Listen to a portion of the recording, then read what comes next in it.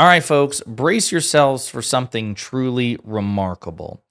Donald Trump's corruption is so obvious and unprecedented that even, drumroll please, Tucker Carlson is publicly acknowledging it and calling it out. Try not to faint. But before we unpack all that, if you end up liking this video and you want to support the channel, please be sure to hit the like, subscribe, and alert bells before you go. All right, friends, it's always big news when people in Trump's orbit, occasionally call out his bullshit and his corruption, his hypocrisy, his stupidity, his incompetence. And to hear it from somebody like Tucker Carlson, who used to be the biggest personality on Fox News, somebody who is a major player in right-wing circles, call this out is astonishing. Now, as with Joe Rogan and others who are either MAGA adjacent or deep in MAGA, we'll see how consistent he is. We'll see how much he talks about it, how much he tries to pressure Donald Trump to reverse course. But even this bare acknowledgement is something that liberals, progressives, and anti-Trumpers should be using and signal boosting to the best of our ability. Let's see the clip. Fuck it, I'm going to get blasted for this, but I see all these negotiations going on in the Middle East, and then I don't know when these buildings were approved or when these deals got done, but then I also see like, oh, there's a brand new hotel going up in Dubai or Abu Dhabi and another one going up in Doha, I think. And I'm like, did these like just get done also with the deals that just happened over there? Or was this earlier? You would probably know. No, I don't know. You don't? I've not made $1 in the Middle East, not one. Well, I mean, you're a lot more on the inside than I am. And no. I'm just a visitor and a traveler and a watcher. But I don't, there's that stuff kind of worries me. It's well, it seems like corruption, yeah. But yeah, it seems like corruption. It is corruption. It is absolutely corruption. And for it to be so bad that even Tucker Carlson admits it, yikes. As the New Republic reports, Tucker Carlson admits it. Trump reeks of corruption. Donald Trump's many deals during his trip to the Middle East last week have rankled one of his closest allies on the right. Tucker Carlson called out Trump's corruption on his podcast Tuesday while speaking with his guest on the program, fellow right-wing influencer Sean Ryan.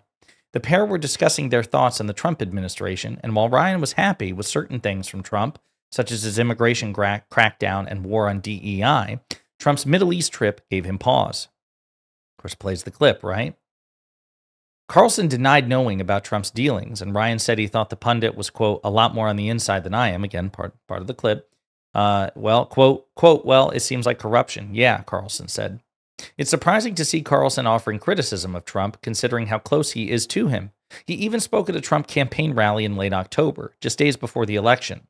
Trump's Middle East trip came with several announcements from his businesses in the region, as well as a $2 billion investment into Trump's family cryptocurrency business from a firm backed by the United Arab Emirates government.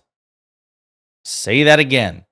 $2 billion of investment into a Trump family cryptocurrency venture from the UAE government. Jesus.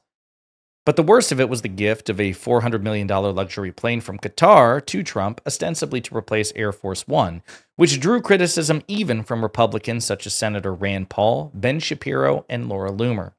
Now it seems even Carlson has some misgivings about Trump's dealings.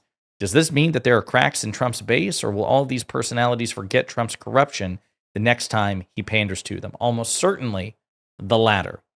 That's why I say it's not like we can expect that Tucker Carlson will act on principle or behave in a way in which he would if this were a Democratic administration. But what this does mean is that we can absolutely use it to point out to people who are on the fence, people who are independents, who are perhaps Trump sympathetic, like, hey, even though he's too much of a coward and unprincipled loser to do anything about it, even Tucker Carlson is calling this shit out as corrupt. So it objectively is, right? Tucker Carlson has every incentive to keep his mouth shut and deny, or fake a heart attack or do whatever it is, get out of that conversation with Sean Ryan. Sean Ryan also, there's a reason Sean Ryan said, fuck it, I'm going to get shit for this too. Sean Ryan, the man who proffered the criticism to Tucker, who initiated the tangent, Even he acknowledged we are deviating from the MAGA playbook. We are deviating from the MAGA script. We will get in trouble with MAGA and with Trump by pointing this out. But he was principled enough to acknowledge it. And Tucker Carlson acknowledged it as well. This is something that we liberals should be talking about. We progressives should be talking about. Democrats and the pro-democracy, anti-Trump movement should be talking about. It's an absolute indictment of Trump's corruption. As the Wall Street Journal recently reported, Trump's family is rapidly striking business deals in the Middle East. Golf resorts, crypto deals, and financial investments blur the line between private business and public policy. Key points. Trump seeks U.S. investments from wealthy Middle East petrostates during his tour. Trump-branded projects and deals involving his associates are rapidly expanding in the Middle East. Gulf states may be using investments to gain political influence within Trump's administration. When Trump tours the Middle East this week, so again, this is a few weeks old, he will be looking to secure investments in the U.S. from the world's richest petrostates. His family businesses and close associates have already been striking deals in the region at a rapid clip. Saudi Arabia, the United Arab Emirates, and Qatar, the three countries on Trump's itinerary, stand out for their warm embrace of Trump Incorporated. In the past year, Trump-branded residential towers have been launched in Dubai and Jeddah, Saudi Arabia, and a developer in April unveiled a Trump luxury golf resort at a state-owned project in Qatar at an event featuring Eric Trump and a Qatari minister. A UAE state and royal family fund earlier this month used $2 billion of a new crypto stablecoin issued by Trump's World Liberty Financial to invest in a crypto exchange. The Trump administration is in talks with the Qatari government about accepting a plane. Again, that's already been done now. We also know it's not free. Sovereign or royal funds from all three states have committed more than $3.5 billion to a private equity fund run by Jared Kushner, Trump's son-in-law. Jared Kushner, who was effectively the shadow secretary of state, a senior White House official in the Trump administration with high-level access, wielding state power, and should be held to the highest possible ethical standards like Trump himself, since Trump was president. And he leaves office after being the Middle East envoy and shadow secretary of state and gets a $2 billion deal from the Saudis. As a matter of fact, the Saudi Arabian crown prince, Mohammed bin Salman, had to overrule the experts which manage the Saudi Arabia sovereign wealth fund, the experts who actually manage the day-to-day operations, who know what a good and bad investment is. They were like, hell no, we're not going to ink this deal with Jared Kushner. And MBS had to overrule them. That's how bad of a deal this was on its merits. But when you have a corrupt exchange, who needs the merits? In addition, state-backed funds from Qatar and the UAE were major investors in a $6 billion fundraising round for Trump advisor Elon Musk's XAI. In February, Dubai tapped his boring company to build an 11-mile tunnel network. This open commingling of geopolitics and personal interest breaks with long-standing American norms. Quote, the national interest has seemingly merged with the president's interest in some ways, said David Schenkner, who was the State Department's top Middle East official during Trump's first term.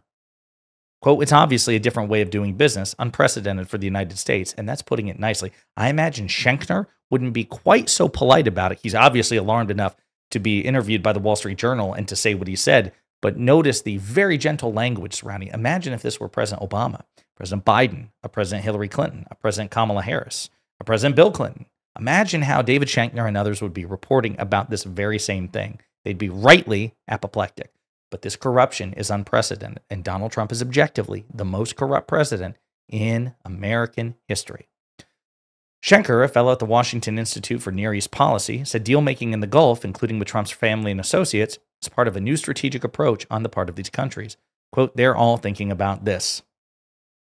So we're not going to read through the whole thing because much of this is stuff we've discussed in the past, but it is corrupt as hell. So, let's see. Trump, who broke with tradition in 2017 by making Saudi Arabia his first foreign trip as president, has maintained close ties with Gulf leaders. He met Qatar's ruling emir at Mar-a-Lago in September and hosted a sheikh, the UAE's national security advisor, at the White House in March. Saudi Arabia's defense minister, a brother of the crown prince, visited the Pentagon in February. Again, super corrupt as hell.